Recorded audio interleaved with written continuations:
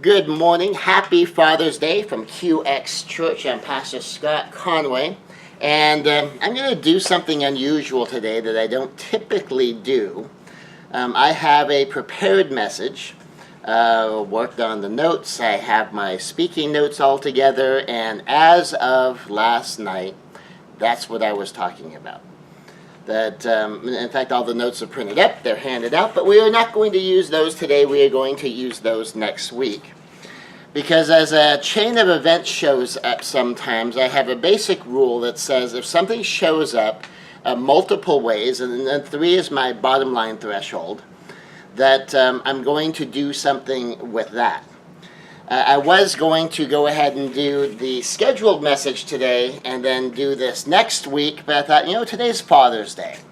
So today would be an appropriate day to preempt. So I'm actually kind of winging it today. There's information I have in my head. We will see how organized it is as it comes out, and we're going to work it from there. So Father's Day, of course, is a day that we celebrate fathers. There's an old tradition in church, and I don't know if this is across all denominations, but several men, fathers in particular, have noted this to me, that one of the things they notice in a lot of churches, they've seen this growing up, they've seen this as dads, here and there and scattered about, is that on Mother's Day, there's all these wonderful messages about, how wonderful mothers are, how loving mothers are. Oh, mothers is fantastic. What in the world would we ever do without mothers? And then on Father's Day, it's men, you need to man up. You need to be a dad. You need to step in. What's wrong with you? Type theme.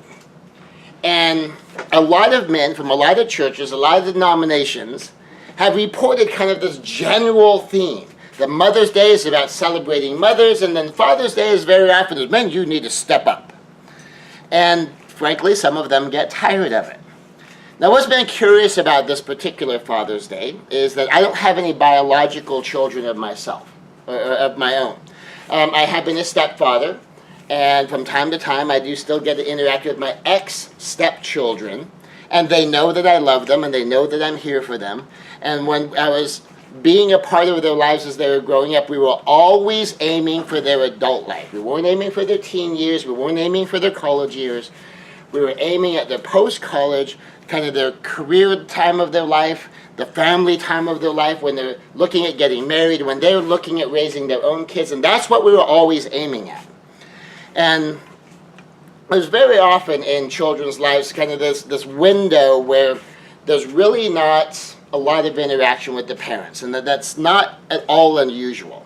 Some parents have this ongoing, never-ending, stay connected all the time relationship with the parents, and some people go through this window of time, and for some, it's the rest of their lives, even if they have a good relationship with their parents.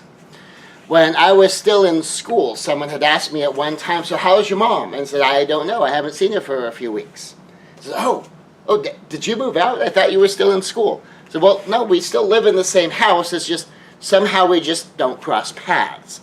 And if I could go 3 weeks without seeing my mother, whose house I lived in while I was in school, how easy is it to go without seeing or talking to or connecting with a parent when you don't live in their house and you have an adult life going on and you have a spouse and you have kids and you have a career? That's really easy to do. I've been spending a lot more time with my mother in the past couple of months as my mother and my stepfather prepare to move out of state. And some interesting dynamics have been showing up because my stepfather has had knee surgery. And so he's been under medical care. He hasn't been able to help very much with the move because, for one thing, he can hardly walk around the house. He has a walker, he has a cane. He certainly can't be lifting stuff, moving stuff, helping with furniture. So he's pretty much out of the equation. He needs more care and it takes more time to be taken care of because of his current situation than he can participate in helping with the physical process of moving. And so as a result, a whole bunch of friends have also come alongside to help out. Well, me and a couple of the husbands of the friends have sort of been the male influence there. And some of the stuff that's interesting is how much admiration and respect these women have for the men who step up and come alongside. that they get so excited when they see a man show, oh, fantastic, we need biceps, we need muscle. And even as simple a thing as, since my mother's television isn't heading off, that it's been donated to my martial arts school, and we were barely able to get it in the vehicle to get it down here, and I contacted some of my friends who I knew might be able to help, and one of them showed up to help, and my mother, when she saw it, was like, oh, thank you for coming. Boy, we said we needed muscle. We got some muscle. And it was just cute to watch him respond to just getting so much admiration for what, to a lot of men, is a pretty simple, straightforward trait. I mean, we have a certain amount of physical strength. We either have it or we don't have it. And to watch a woman give so much admiration to someone over not just the physical trait of having the mighty biceps to be able to pick up this heavy thing and help move it, but the willingness to come employ that attribute to assist people that he really may not have that close of a relationship to, and that he and my mother had a very playful, fun interaction, and we moved this heavy thing. And just the admiration being shown to men by women outside of a romantic relationship. And so there's obviously no romance between my mother and my friend, but there's so much admiration from the femininity to the masculinity that strikes a chord at a whole different level than if it's just a man to a man. If man to a man, so, thank you for coming. It's nice to have big strong friends that can just show up at a moment's notice and help move this thing, because an hour earlier I did not know this was coming down. And because it just hadn't occurred to us. And then my mother was looking and go, oh yeah, that television. Do you need a 60-inch television by chance? And I said, well, I don't need one, but that would be an upgrade in screen size for the dojo, and so if we could take it down to the dojo, that would be great. I said, all right, well, you can have it. Because she wasn't taking it to Texas. So either it was going to go up kind of garage sale thing and says, and it's an older television, it's a big screen, but it's an older television, so it's big, it's thick, it's heavy. This is, we're not going to get very much money for it, you can have it. And just knowing that there's people that are willing to show up and do that, and because it's that kind of physical labor, it's a heavy object, we much more naturally think of asking men for help than asking women for help when something's big and it's heavy, and moving it is going to be a dusty, dirty job, and it could be messy, and that, we may need to move some other heavy things in order to make it all work. And for my mother in particular, realizing so much of the respect and admiration I have for women, for femininity, comes from my mother. A lot of times people hear my perspective on women and what I think about feminine beauty and how I interact with women and how much just almost in awe of woman and womanhood I am. That comes largely from my mother. But likewise, so much of my respect for men also comes from my mother.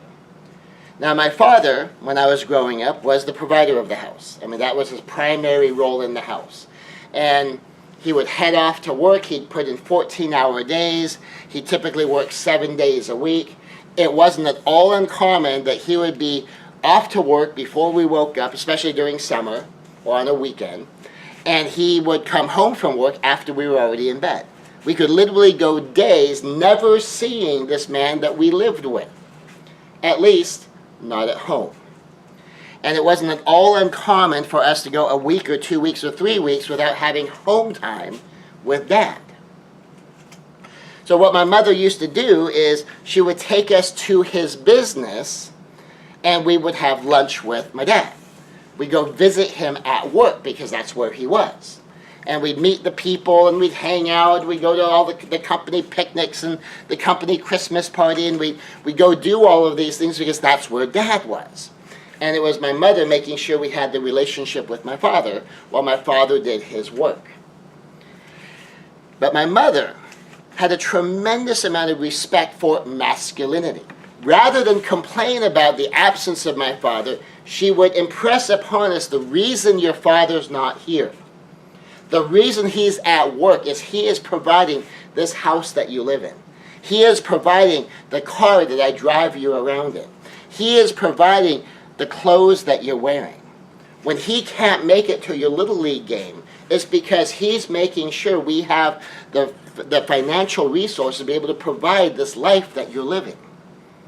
And so rather than want him to leave his place of business where he is working hard for us, we'll go to his place of business and we'll visit him there. And in particular, one of my most vivid dining memories from when I was a kid was when my mother dropped me off at work, and I think my brother had a doctor's appointment or something, and 8, 10, 12, couldn't have been 12, so 8 or 10-year-old Scott walks in and says, "Hi, Dad," and my dad says, "Oh, hang on a second," grabs the phone, pages Alvin Conway, his father, my grandfather. Caught my grandfather just before my grandpa left the lot, and 3 generations of Conway men headed off to Redford's restaurant at El Cajon Boulevard and 30th, and that's where I remember having my first chicken fried steak dinner. All 3 Conway men had chicken fried steak dinner, and we had the 3-generation lunch. Now, this wasn't the first time all 3 of us ate together, but it was the first time it was the 3 Conway men, and we went out to lunch, and I felt very special and very grown up, and we had a great time. And ever since then, I like chicken fried steak, whether it's prepared the same or not prepared the same, because it reminds me at an emotional level, it triggers the emotion of all of that. Interacting with men is something that's very different than interacting with women. I was watching the movie City Slickers recently with Billy Crystal, if anyone remembers that movie. And one of the women that was on this dude ranch ride or on this cattle drive was talking about baseball statistics. What is about men and baseball statistics? Now, of course, not all men like baseball.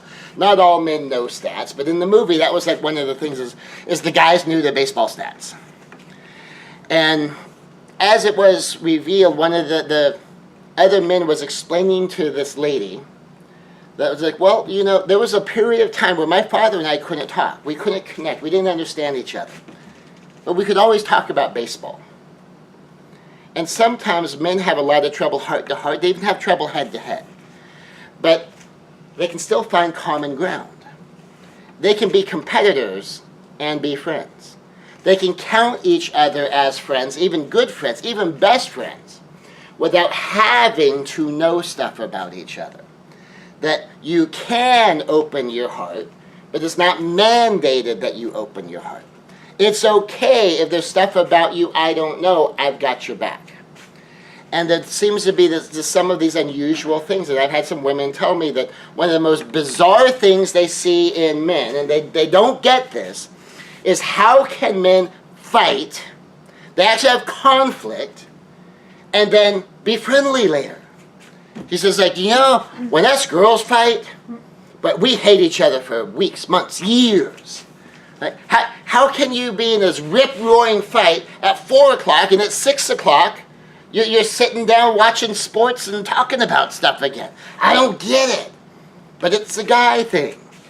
And there's a lot of things that are just sort of guy things. Now, there's a much larger percentage of women these days that understand traditional guy stuff than there ever used to be, just like there's a higher percentage of men who understand women's stuff than there's probably ever been.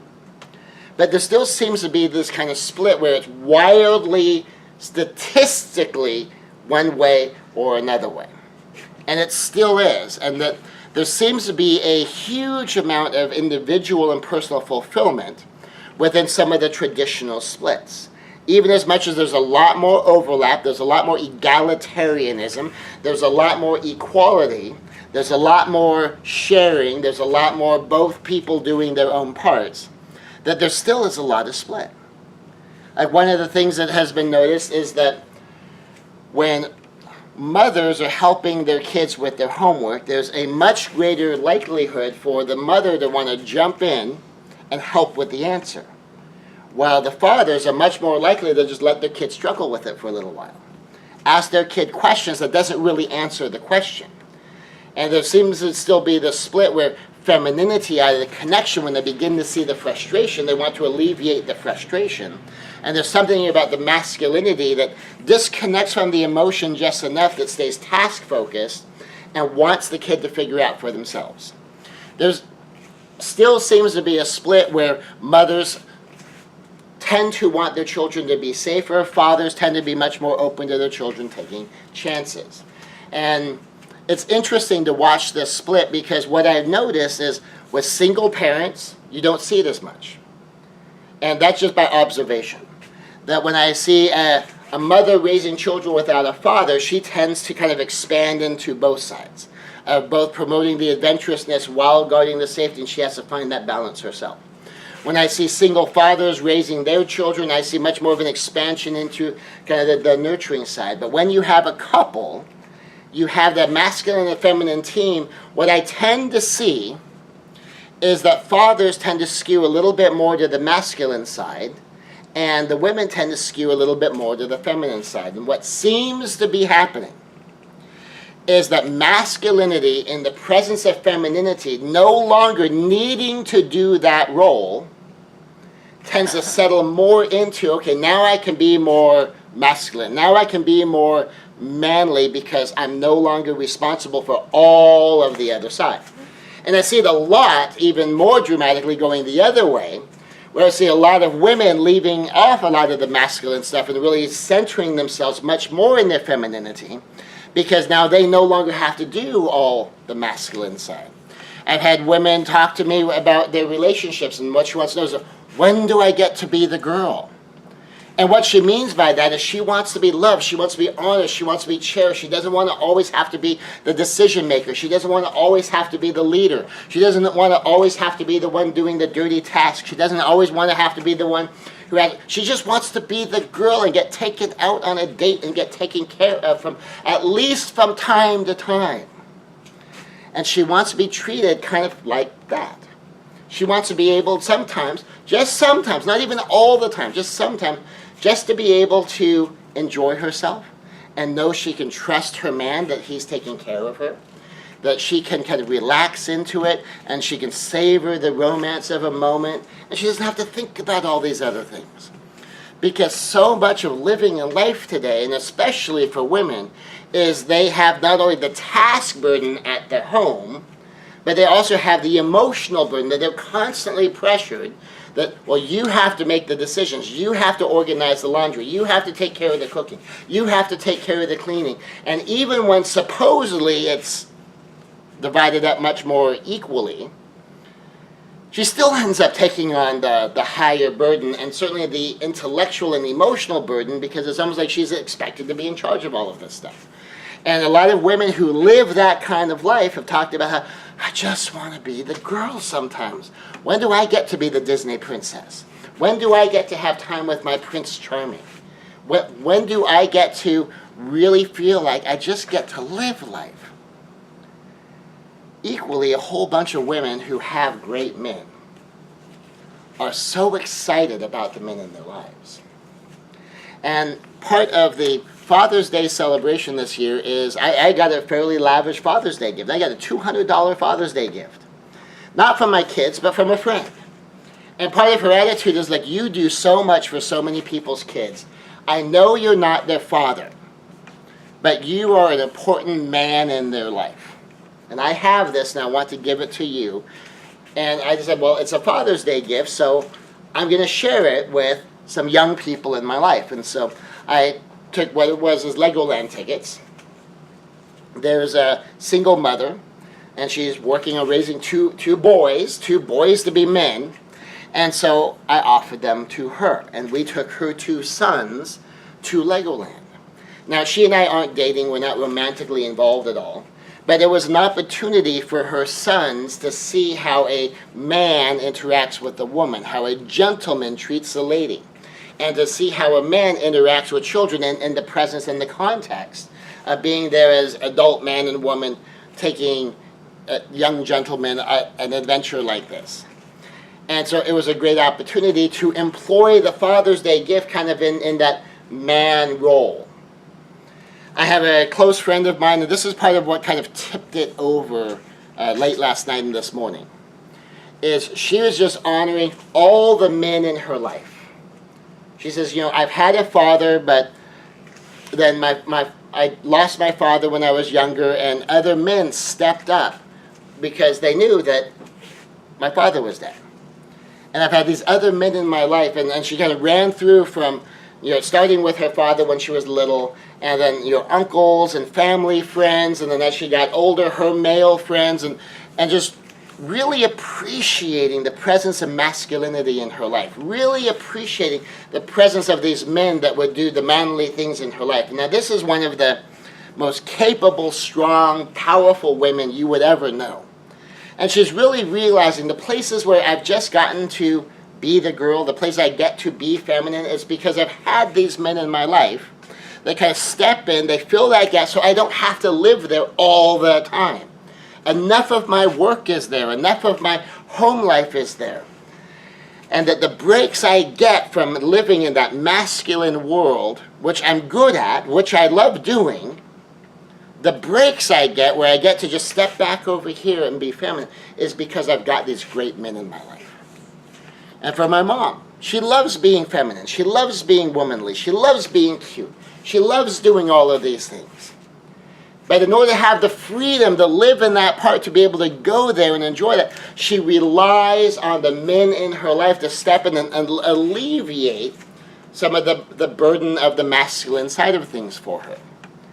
And she's been counting on me for a lot of that while my stepfather's been incapacitated, to kind of show up and be the man in her life, helping move the heavy things, helping making some of the logistics decisions, where she was looking at some stuff and between getting to the hospital and taking care of my stepfather and trying to organize. She says, my brain's burned out. I can't make a decision. Scotty, just, you figure it out. And she went to do some fairly mindless organizing stuff that she says that she could do with what little brain power she had left.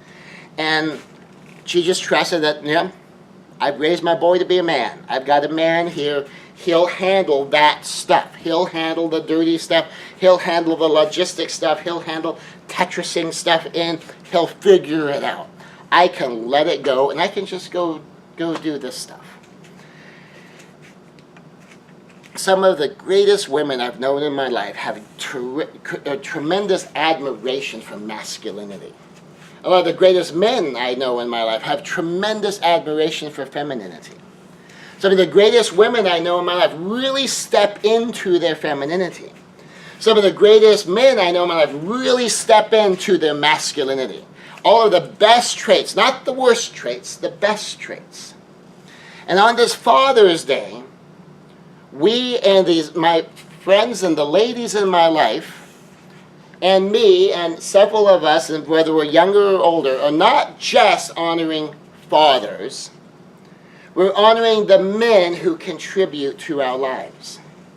And not all the time is it going to be our biological father.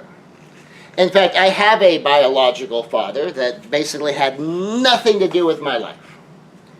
And people, when they found out that Gary Conway is not my biological father, that Gary Conway was my adoptive father, they go like, oh, well, did you ever want to find your real dad? I said, I know my real dad. It's like, oh, you do? Who is it? He's Gary Conway. Why is Gary Conway my real dad? Because he's the man who raised me. My real dad isn't the biological contributor. The real dad is the one who raised me. And so I can't make a distinction between my real dad and my stepdad and my biological father. My bio dad, I'm very grateful to, for a very boring medical history. I'm in my 50s. I've never needed surgery. I've never had a significant medical condition. I've never needed to be hospitalized for anything. I've never broken a bone. A whole bunch of my genealogical history from my male side comes from a father whose medical genealogy is exceptionally boring. And I kind of really like having a boring medical history, because Conway medical history isn't nearly as boring as I would like it to be sometimes. And so, tremendous contribution.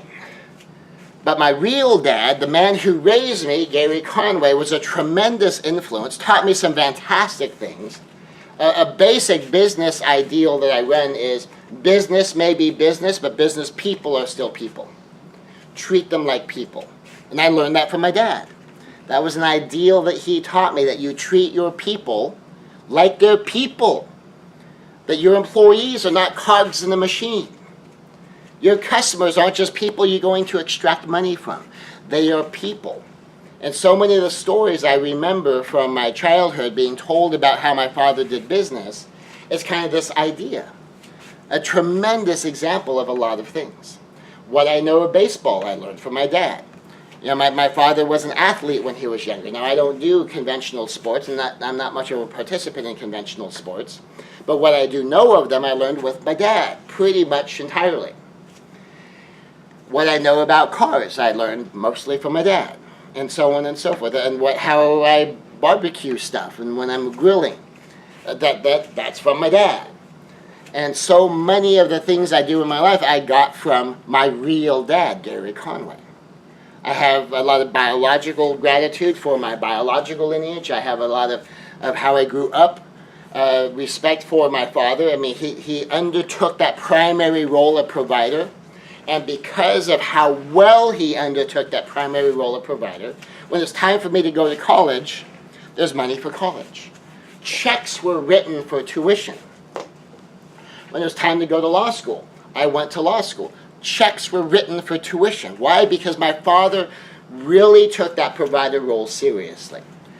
And part of him taking that provider role so seriously also had to do with the fact that when he was young, there were two seasons in his life where both of his parents were sick. Neither one of them could work. There was one time when he was a kid, 6 or 7 years old, and he's literally wandering the neighborhood. He's picking flowers from people's yards and selling them to them, like your own flower from your own yard, to get money so that the family can get groceries. One time when he was in high school, both his mother and his father got really sick, and neither one could work for a long period of time. And he dropped out of high school. Not his sister, not my aunt, him. He dropped out of high school to get a full-time job in order to support his family, his mom, his dad, his sister. And the way he talked about it later on in life is, when dad's down, I'm the man of the house. That's what the man of the house does. I have a family to take care of. It's like, now with you guys, it's your mom and it's you guys. I have a family to take care of. So back then, it wasn't my wife and my kids. It was my sister and my parents. And that's what a man does. And so these are some of the things that my father would teach me and that my father would talk about. And that my grandfather would have so much respect, because when my grandfather was too sick to do the man things, and keeping in mind when my father's doing this is back in the early 60s. And back then, that's what a man did. We didn't have the whole revolution in the gender identities and where we don't have to get locked into the gender roles. But my father said, okay, well, that's what a man does. And so 1960 style, what do? You do the man thing according to what? When and where he is. And my father stepped up to do that.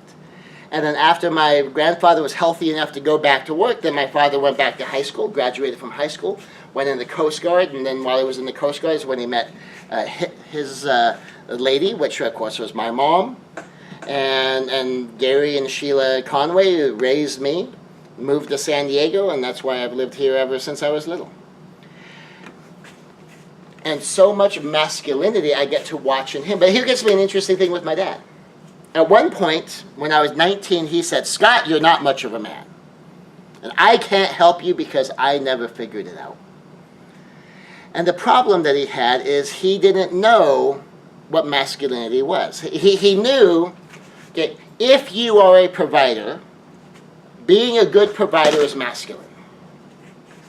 If you play sports and you're a great competitor, being an athlete and competition, that's masculine. You know, if you kind of get your hands dirty, you kind of do the heavy lifting and the dirt, says that's masculine. But you also realize, but you know what, there's a lot of very masculine men who I admire and respect that don't do sports. And there's a lot of men I admire and respect that don't do the dirty work, they do office work. And that, you know, and they're intellectuals and they go to college and they're not athletes. And he began to realize, you know, I know if you do these things, I feel masculine when I do these things. I know when people do those things, they're honored and respected as masculine. But then there's those other things that like are the opposite of these things, and But somehow that's masculine too. And I don't know how. I don't know why. I don't get it. I don't understand. I just know it is. And so he told me, so I can't help you. You'll have to figure it out. And it really was part of that. Because competitive men are seen as masculine. Leader men that are in charge of things, the alpha male, they're seen as masculine. But he also noticed that non-athletes that have a job to do, they're also seen as masculine. That in a group, there's often only going to be one alpha, but the other guys are honored and respected as being masculine too, and he couldn't figure that out. But he said I was going to have to figure it out. Well, I think I figured it out. And so, as we talk about all the awesome things about manliness and masculinity, and some of the impacts that being a masculine man in the presence of a feminine woman kind of allows her to unleash her femininity and not have to live in the masculine so much. And that it can alleviate the burden that she carries very often, having to do so much on her own, so much on her shoulders, so much going on in her head. But what is it that makes a man masculine? What is it that makes a man feel masculine?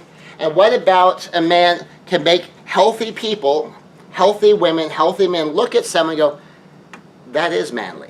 That's pretty awesome. Without it having to always fit one particular cookie cutter mold. Well, for some of that, we go a bit back in history. When you have no control, no options. Every decision is a choice from a menu of options. You're making a selection. But if there's nothing on your menu of options, there's no options. This is the one thing you get to do. We call that being storm-tossed. Now, as options open up and we don't make decisions, as we have choices and we don't make choices, we just kind of go with what we feel like doing, we're still in this category called storm-tossed.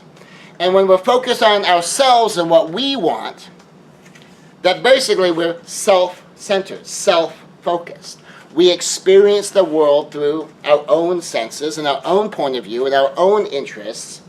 And sometimes we just really don't think a whole lot about other people and what other people are going through and what other people are thinking, what other people are feeling, what other people need and what other people want, because we get so centered on what I want, what I'm after, what I'm trying to accomplish. And then other people are the means to do that. And if I connect with other people, it's in order to achieve my ends.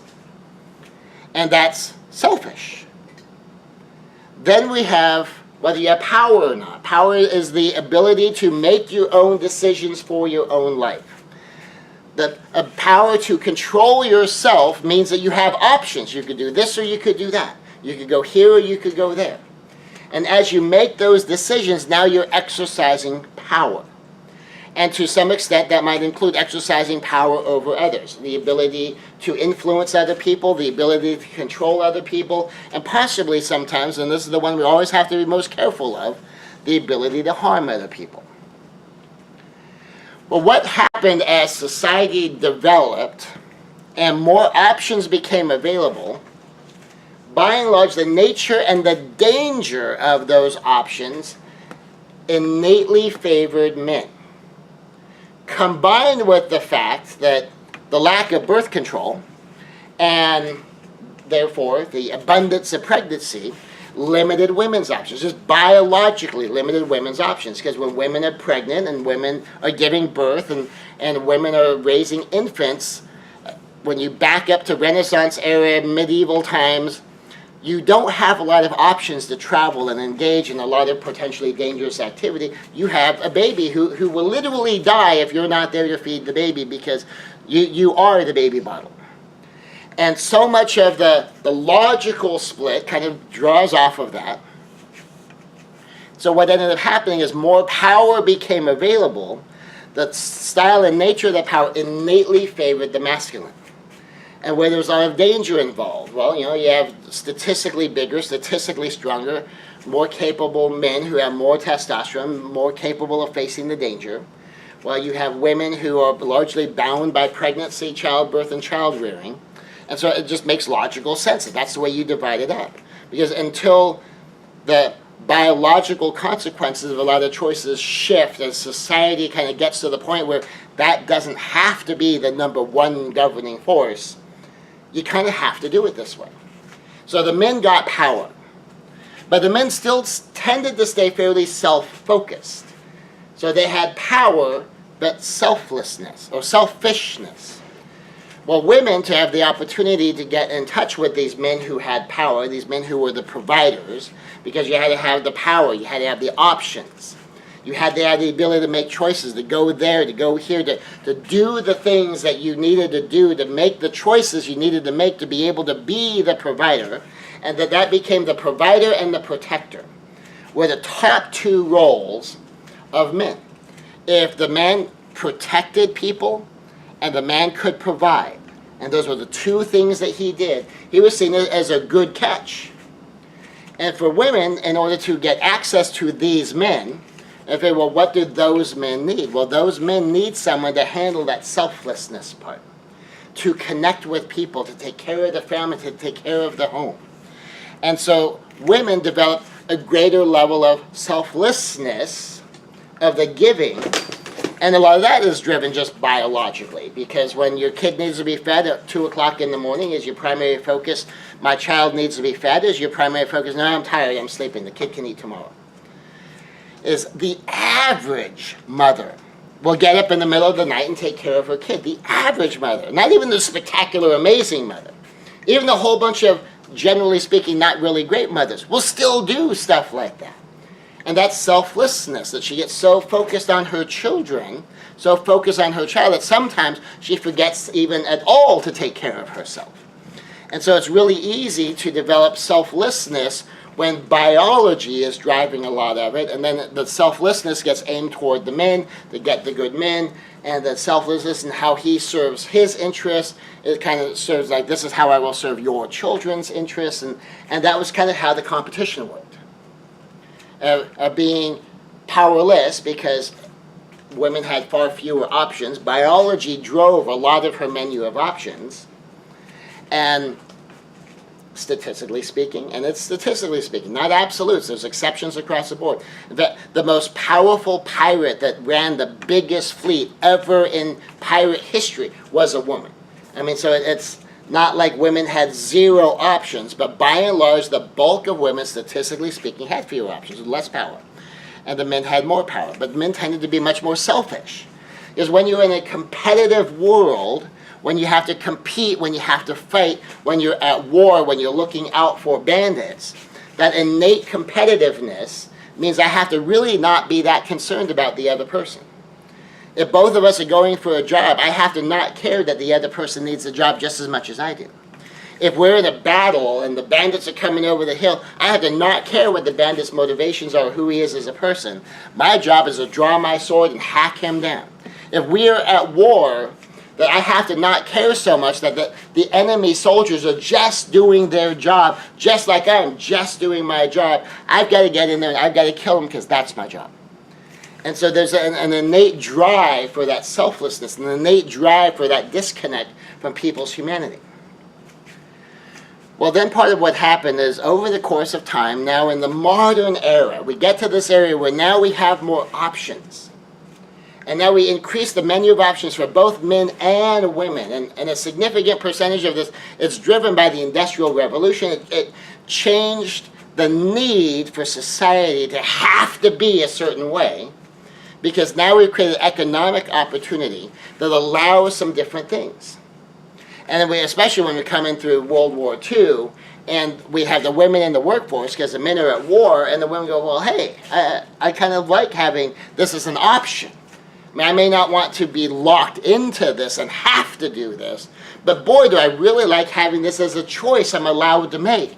I think I should be allowed to make this choice. And so through some of this stuff, we end up with the birth of modern feminism, which did a whole bunch of great things early on in pursuing the egalitarianism, and they had some momentum out of the suffragette movement. And we get to a place in society where by the time we cross through the 50s and the 60s, where now men don't have to be so darn competitive all the time. That there's opportunity now because there's enough prosperity that life isn't all about work, competition, living, dying, provide, protect is your only role, and that we are now allowed to just connect person to person, people to people. We're allowed to step into more of that selflessness. As the structure of business actually begins to shift, and as we come through the 70s, 80s, and certainly in the 90s, where we begin to realize that a little less competition, a little more cooperation goes a long way. And on the feminine side, realizing that now we give them power. Now they get choices. Now they have options, that they aren't bound by the biology of childbearing and child-rearing. Now, unfortunately, this is what happened. We ended up with a bunch of women heading off toward that masculine, powerful, selfless side, because they end up in the classical man's world, where now it's what? It's competition. Where now you have to not really care about what happens to the other fellow. And so women end up in that world, where they have to really not care what happens to the other person, male or female. And that women end up competing with other women in this whole different realm, and they end up adopting a lot of the masculine traits, because when you have to face rejection, when you have to face competition, when you have to beat someone or be beaten, you get it or they get it, you win or you lose, that one of the ways men have always coped with that is you have to just really not care that much about other people. And what women found when they went into that world is they have to really not care that much about other people. That they have to be able to see the other person as the opposing team, as your opponent, as a competition, as the rival, in this whole other realm. Some women thrived on it. Some women really didn't like it. Some women who went in there kind of, I kind of like my mother's life better, and they wanted to go back. And what was missing from so much of this is, okay, instead of shifting from here to there, what if you just expand it? Well, you keep all of the feminine, and you expand into the ability to do more of the masculine. Likewise, what started to happen is, as boys were beaten down, men were beaten down, as they were attacked as being Neanderthal, they were attacked as being ogrish, they were attacked as being brute, and it was easy to do because a significant percentage of them were,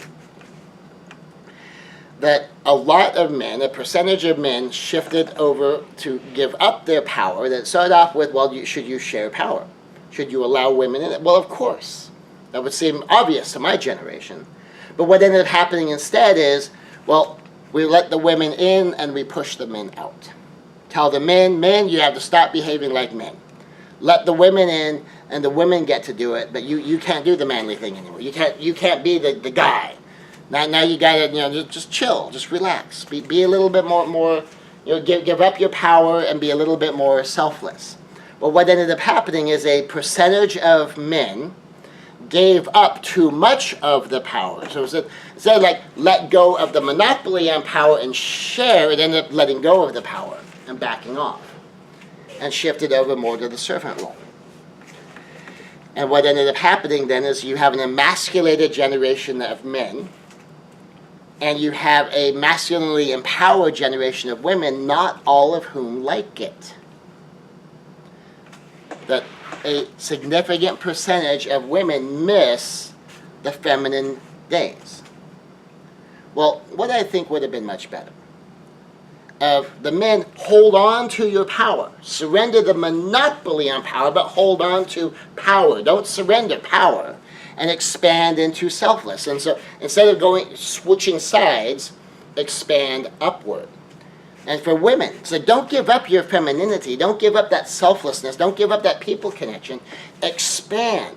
And as both sides elevate, so instead of one side going powerful and the other side going selfless, and then swapping sides, both of them do powerful, both of them do selfless. And then you have a team. And a team that can honor the tasks that need to be done, the skills and the abilities that everybody has, and a level of teamwork that allows men to be men, and gentlemen in particular, allows women to be women, and ladies in particular, without having to surrender stuff and be locked out of stuff. And that would be a much more powerful manifestation of both masculinity and femininity. And as part of this comes an understanding of then, so what is masculine? What is feminine? This is another big thing my father didn't understand. He asked me, before he died, to figure it out. So here's a huge, simple way that this works. Masculinity's essence boils down to initiative. Femininity's essence boils down to being inviting. But here gets to be the interesting trick. And this is something that my great-grandfather's generation didn't understand. Is that if you take the initiative and you mix in the inviting, that supercharges the masculinity of the initiative. If you take the womanly inviting and you pour in some initiative, that supercharges the inviting. Now, what gets to be interesting is sometimes we think about like the old school stereotype of, man gets things done. That's what a man does. He steps out into the dangerous realm. He does the dangerous stuff. And there's a lot of stupid behavior connected with showing that you're unafraid and you're willing to face danger and people doing stupidly dangerous stuff. So you do get a lot of that. And a lot of like old style classical feminine behavior was it was the opposite of initiative. It was being very passive, very wallflower, just trying to be pretty, attracting people toward you. But if you think about being inviting, is being beautiful being inviting? Yeah. Is having a beautiful home being inviting? Yeah. Is being able to be a great hostess being inviting? Yeah. So what if you have a party, but you don't tell anybody about it? How many people are going to show up at your invisible party? Nobody. They need to know about it.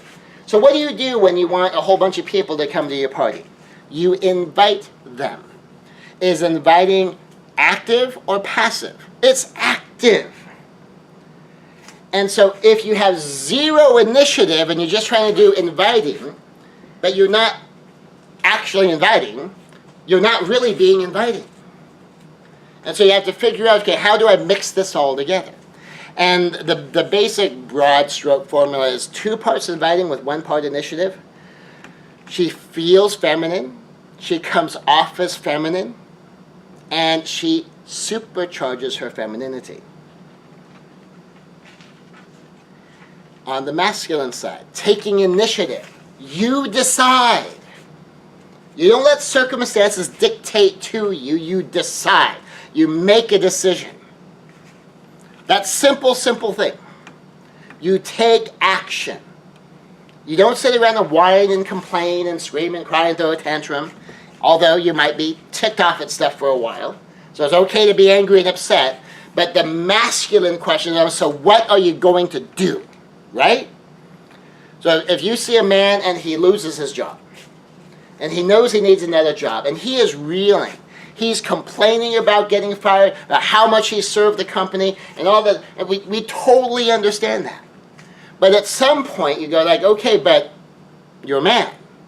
We expect you to go out looking for another job, or we expect at some point you're done whining, and you're going to go do something about it. Now, sometimes people do stupid things about stuff, but the doing something about it, that action, is part of that core initiative. But what about taking action without having any regard for other people, without trying to look good, connect, be the kind of person that attracts people around you? Well, that's no good. Then you end up, the whole thing, no man is an island. You end up being an island because nobody likes you because you're a jerk. And so part of that being inviting, being attractive in some way. If you're going to go to a job interview, what do? Do you dress up or do you dress down? Do you try to speak well or speak poorly? But you're trying to connect. You're trying to show them, I would be a good job here. If you're in customer service, it's all about connection with people. And if you want to really get things done, and you don't want to just be a solo person all by yourself, where it's just task-oriented, where you never have to deal with people, you don't have to deal with coworkers, you don't have to deal with bosses, you don't have to deal with clients, you just deal with like your machine or something. Okay, well, in that case, you don't need any inviting, you can get by without it. But if you really want to do big stuff, you need to connect with people. That if you go to a job interview and the person, well, you're qualified, the resume looks good, sounds like you have the skills, but I don't want you working here. You kind of seem like kind of a jerk. I don't want to have to show up at the office and have you here. And so when people start to have that kind of feeling about someone, they might be great go-getters and initiative takers, but there's a thing in business is they found that when someone quits their job, there's about a 70% chance of quitting the job because of the leader. They're quitting the job because they don't like the person. It's the people.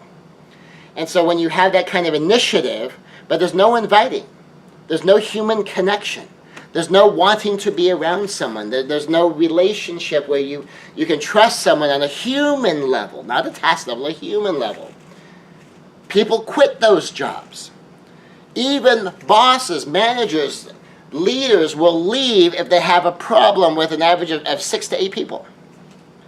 That if they can't just get rid of them, that the leader leaves because they don't want to deal with the people. And part of the reason you know that it's the people, not the job, is the people who quit the job here, they go look for a similar kind of job somewhere else. The leaders who quit a job, they go look for a similar kind of job somewhere else. It's the people. And so if you get too much initiative and really no inviting, you blow out your best people. Above you and below you, and your coworkers. So to supercharge this, the greatest of men do 2 parts initiative and 1 part inviting. If you think about it, what's your leading man like in Hollywood? Is he attractive? Does he have any human qualities? Does he connect with people? Is he honored and respected at a human level as well as just being a machine? Of course he is. How long has that been true in the movies that we watch? Pretty much forever. Now this gets to be kind of the interesting thing. Is we may think about like the John Wayne loner type, the James Bond loner type, but look at how often, even in the old days, he's working with people, he's connecting with people, he's being attractive, he's drawing people into his orbit, he has even the mutual respect of his enemies. I mean, they're like, oh, so this has always been there. We may not have recognized that that's what it was, just like my father didn't recognize that's what it was. He could just look at this and look at that and say, well, I did it this way, but that way looks like that's masculine too, but I don't know why the opposite of this is still, and I don't know why that one is either, but it is, I just don't know why. And this is why. And so a big part for men, and the men that are respected and admired so much by the women, are the initiative takers who connect at a human level. They make decisions that take into account everybody. So imagine if you're a guy and you're on a team, a sports team, and you know that the one calling the plays is calling the plays for one reason and one reason only. They want to be the superstar. They want to do what will make them look good. They want to do what will make them feel good. They want to do what they feel like doing. And they don't care about you. They don't care if the team wins or the team loses. If they can put some more stats up on the board so that they're hitting better records and they're looking better, then that's how they're going to call the play. Do you want to be on that team? Almost no man I know wants to just be a supporting role with someone else just the star of the show. They want someone who's calling plays for the team. They want someone who wants the team to win. Not someone who just wants to be the superstar winning all by themselves. And that even if they're doing the superstar type plays where they're in the middle of the spotlight, that if the team trusts that the reason you're doing that is you know you're the best person for that play. That's why you're calling the play. It happens to make you look like the superstar. It happens to draw the spotlight to you, but that's not your motivation. Your motivation is for the team to win. Then we respect team captains like that. We respect those coaches. We respect those managers because it's about the team. And we get that in sports. Sometimes somehow we forget that at home. Sometimes somehow we forget that when we're dealing with our family. Then we start to make decisions on what I want to do and what I want my life to look like and what I want from my wife and maybe what I want with my kids. But the men that are most admired by men and women are the ones that they're the team leaders. That you know when he's making a call for the team. And so many women I've talked to have such admiration for these men.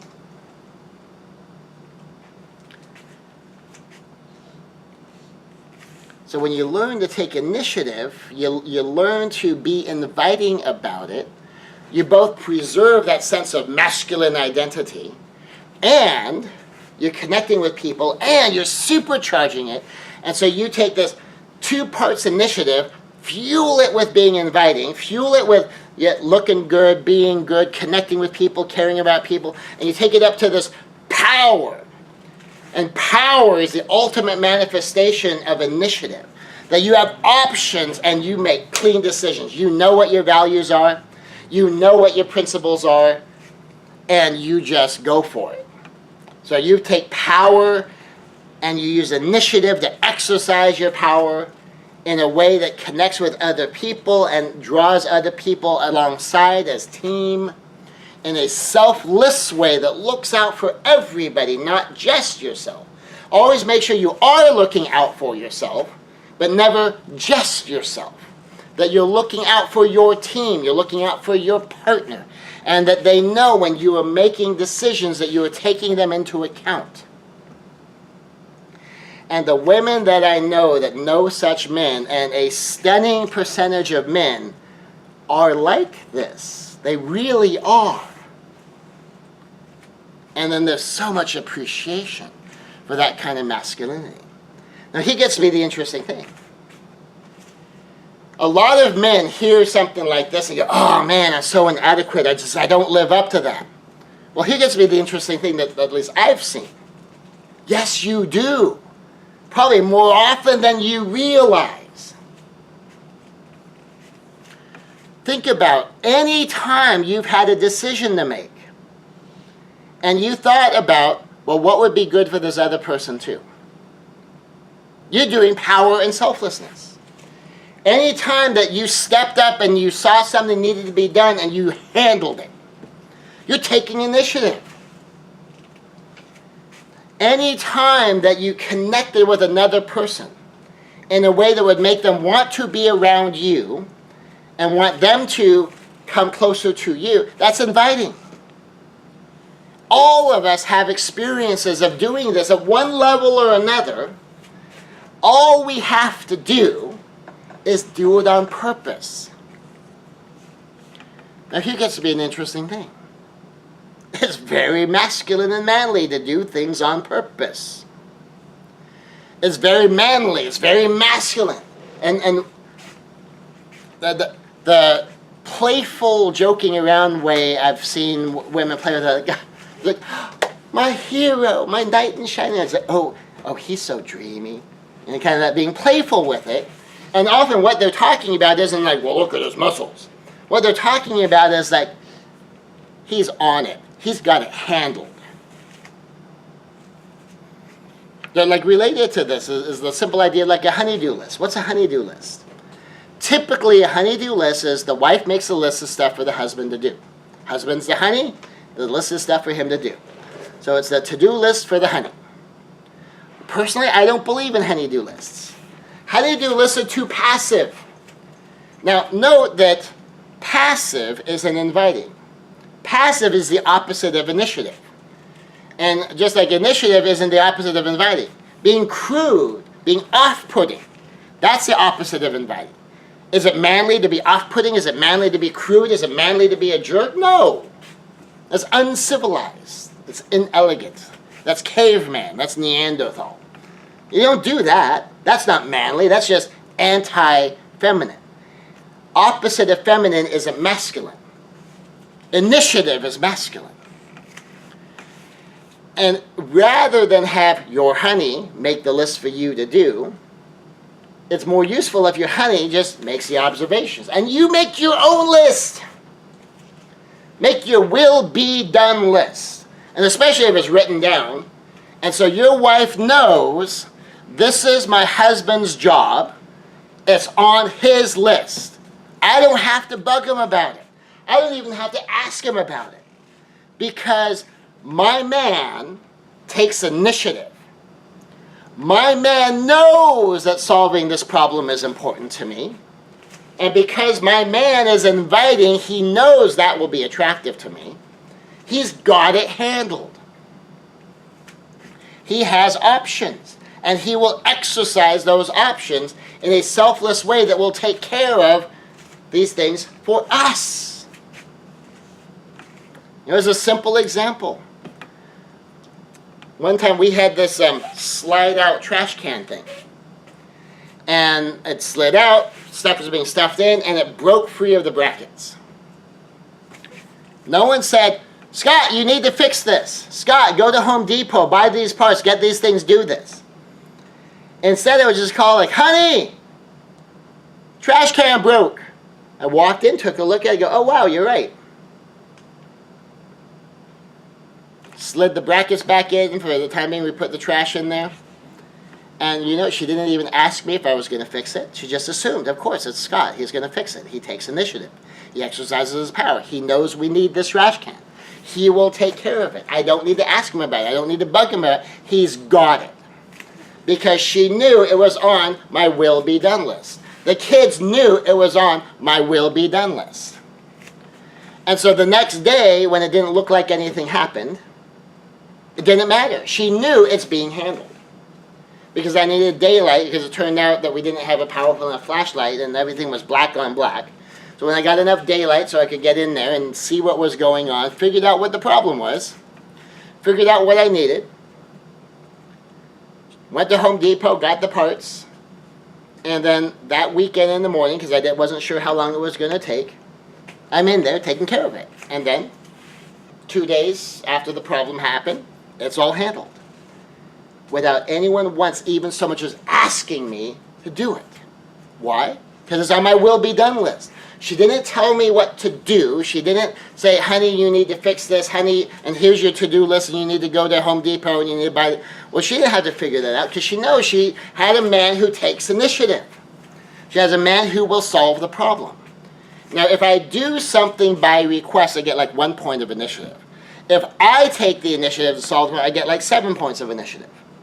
I like having my 7 points. I want to have the opportunity to take the initiative. I want to have the opportunity to solve it myself. And then when I do stuff like that, she is so appreciative. Why? Because she likes, like, I don't have to make a decision about it. I don't have to bug him about it. I can relax, because if I have to nag him, I don't feel very inviting when I'm nagging him. I don't feel very attractive when I'm nagging him. I don't feel very desirable when I'm nagging him. I certainly don't feel attracted to him. I certainly don't feel like I have any desire for him, because I have to come to him with this negative thing to get him to do something. And when I have to get him to do something, there's no initiative on his side. And then that gets even more unattractive, because now the man isn't getting it done. He's not making decisions. He's not taking care of the team. And all that can be encapsulated in a microcosm of this simple little thing. And so just as a man, think about how often you just take initiative. And sometimes when you really think about it, you'll be amazed at how often you do. Because sometimes it gets underscored when we don't. But think about when you do and how you feel about that. And of course, also think about it when you don't and how you feel about that too. Chances are when you don't take initiative and circumstances keep getting worse and worse and worse until they force you to do something, or you don't take initiative and someone has to bug you and ask you and nag you and until finally they handle it because they can't count on you to even take enough initiative to do it when they drag you kicking and screaming. How do you feel about yourself in those times? Chances are you feel lousy. But we've all also done stuff where we step up, we get it handled. How do you usually feel about that? Almost all of us feel great to do more of that. It's simple because we've all gotten to do it right. We've all gotten to do it wrong. I mean, there isn't a single person I know who hasn't both done it right and done it wrong. Do it right on purpose. Now that we know, powerful, selfless, taking initiative, getting it done. And for both men and women, the core of adulthood is responsibility. Do what you're supposed to do without being told. Without even being told. Without being asked. Because you know what the deal is. And rather than wait for someone to ask me for help, if I offer help. If when they come home and say, honey, what can I do? Well, now I'm taking initiative to contribute. If I'm there and I kind of try to hide off in the corner until she comes to me and says, honey, I need your help.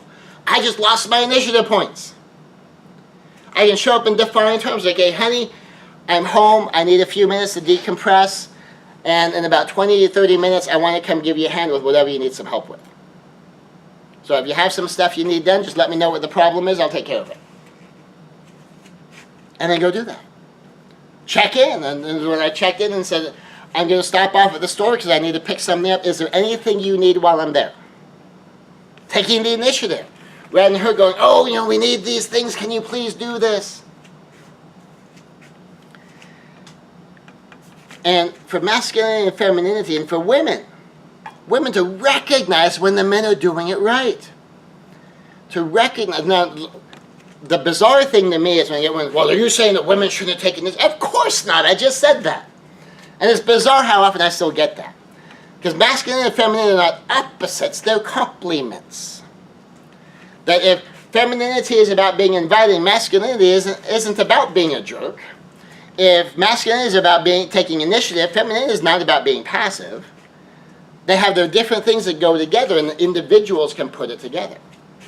And when you create a masculine and feminine partnership, it allows each of them to live more in the masculine and more in the feminine when they're together, because the team has it handled. And they can go whichever way is their natural bent.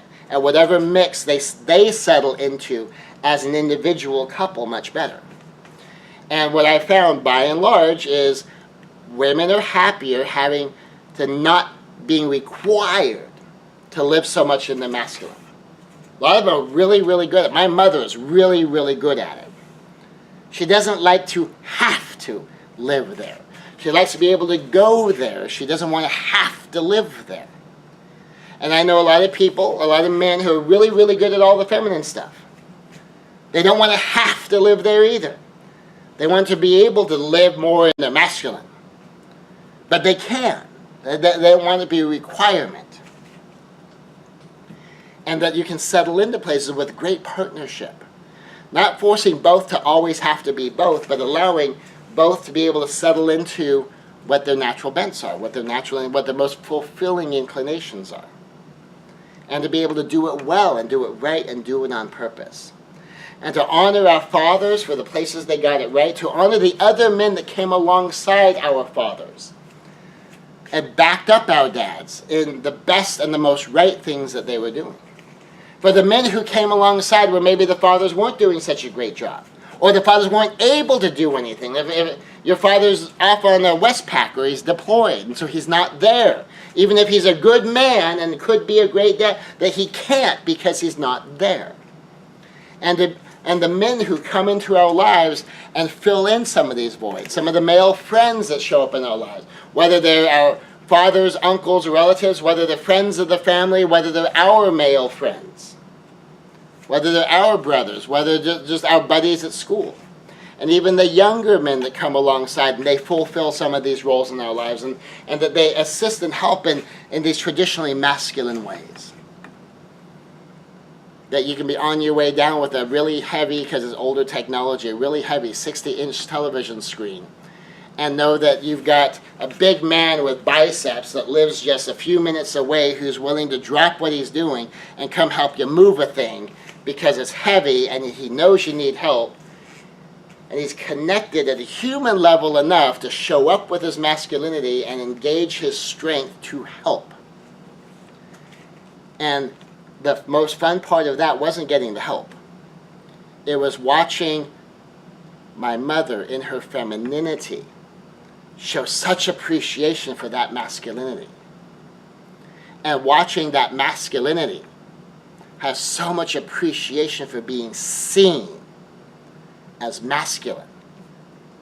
That was more fun than ending up with a 60-inch screen up on its rack. And we have a lot more of this greatness in our life sometimes than we realize. And we are the beneficiaries of so much more of this greatness in our life sometimes than we realize. And where we see initiative, where we see that initiative supercharged with inviting, where we see that power, and that power exercised selflessly, when we see that responsibility, that stepping up, taking it to that next level of masculine experience and being able to do it in a way that helps in the system, makes a difference for other people. That's huge. That's something to be admired and appreciated. And sometimes we forget to admire all of these things in our men. So much so, in a huge room, groups of men were asked to talk about women. What do you think is true about women, just in general, not every woman, but in general? And all these groups of 4 men had 4 good things to say about women and 1 bad thing. 4 good, 1 bad, 4 good, 1 bad, 4 good, 1 bad. And then they ran through enough groups, said, okay, we got a good sample size, this is a consistent pattern. Then they ran through the women. 5 bad things. Next group, 5 bad things. Next group, 5 bad things. Next group, 4 bad things, 1 good thing. The 1 good thing, they're physically stronger. And then after a short pause, almost like I'm not allowed to give a compliment without a caveat, they're physically stronger.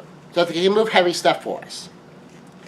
Like, the only reason that we're willing to give them a compliment is it helps us. And this was a room of solid professionals and leaders. What if we flipped that? What if a group of men had nothing but bad things to say about women? I mean, what would women think of that? Hopefully, women would think that was awful. So what if instead of looking at the negative, looking for the negative, dwelling on the negative, what if we looked for the positive? And some of the great things about men, and the great things about your man, the great things about the men that have been in your life, as a woman, as a man, and on this Father's Day, to appreciate, of course, our fathers of all kinds, and appreciate all the other men who have contributed into our lives, whether they're fathers or not. This is Pastor Scott Conway, and one more time, Happy Father's Day.